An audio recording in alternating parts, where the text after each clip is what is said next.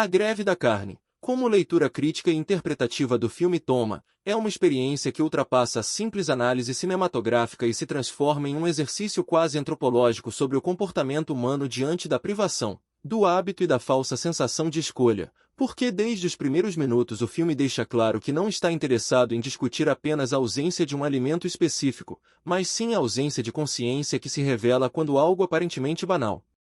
deixa de estar disponível. Toma constrói sua narrativa com uma calma calculada, recusando o impacto imediato e apostando em um desconforto progressivo que se infiltra no espectador sem pedir permissão. E essa estratégia narrativa é essencial para que a metáfora da carne funcione plenamente como eixo simbólico. Logo na cena inicial, o cotidiano é apresentado de forma quase neutra, com enquadramentos simples e ações rotineiras, e essa neutralidade é enganosa, pois funciona como uma superfície tranquila sob a qual já se acumulam tensões invisíveis. A carne aparece nesse início não como símbolo, mas como hábito, como algo que se espera encontrar, consumir e compartilhar sem questionamento, e exatamente por isso sua futura ausência terá um impacto tão profundo. O filme entende que o choque real não nasce do extraordinário, mas da ruptura do que é considerado garantido, e essa percepção guia toda a construção dramática. Ao observar os personagens em seus gestos automáticos, a câmera age quase como um observador silencioso que se recusa a julgar, permitindo que o espectador se reconheça em pequenas atitudes, e essa identificação é fundamental para que a crítica funcione sem se tornar panfletária. Quando a ideia da greve surge, ela não é apresentada como um grande evento político, mas como um rumor, um comentário lateral, algo que circula de boca em boca sem uma liderança clara, e essa escolha narrativa é extremamente significativa, pois reflete a forma como muitas mobilizações contemporâneas se espalham mais por contágio emocional do que por reflexão estruturada. A ausência de discursos inflamados nesse momento inicial reforça a sensação de que ninguém compreende totalmente o que está acontecendo, nem mesmo aqueles que decidem aderir à greve, e esse vazio de sentido é um dos motores mais potentes do filme. Em uma das cenas mais reveladoras desse primeiro bloco, um personagem tenta justificar sua adesão à greve com argumentos vagos e contraditórios, alternando entre uma suposta consciência social e um ressentimento pessoal mal resolvido. E essa oscilação expõe a fragilidade de motivações que se dizem coletivas, mas nascem de frustrações individuais. Como analista, é impossível não perceber o cuidado do roteiro em evitar explicações fáceis, preferindo mostrar a confusão interna dos personagens em vez de explicá-la ao espectador, e esse respeito pela ambiguidade humana eleva o filme a um patamar mais complexo.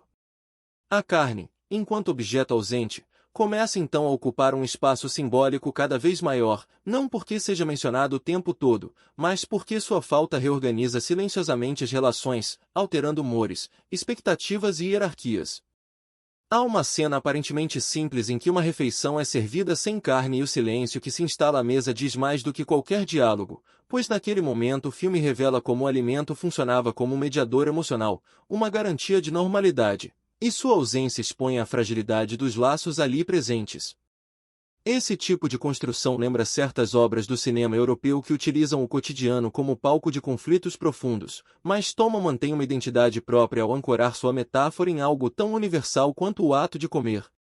Comparado a outros filmes que tratam de greves ou boicotes, Toma se destaca por não romantizar a resistência, mostrando desde cedo que a decisão de abrir mão da carne não é acompanhada de uma transformação ética imediata, mas sim de um aumento da irritação, da desconfiança e da agressividade passiva. Essa escolha narrativa é corajosa, porque desafia a expectativa do espectador de encontrar personagens moralmente elevados em contextos de luta coletiva.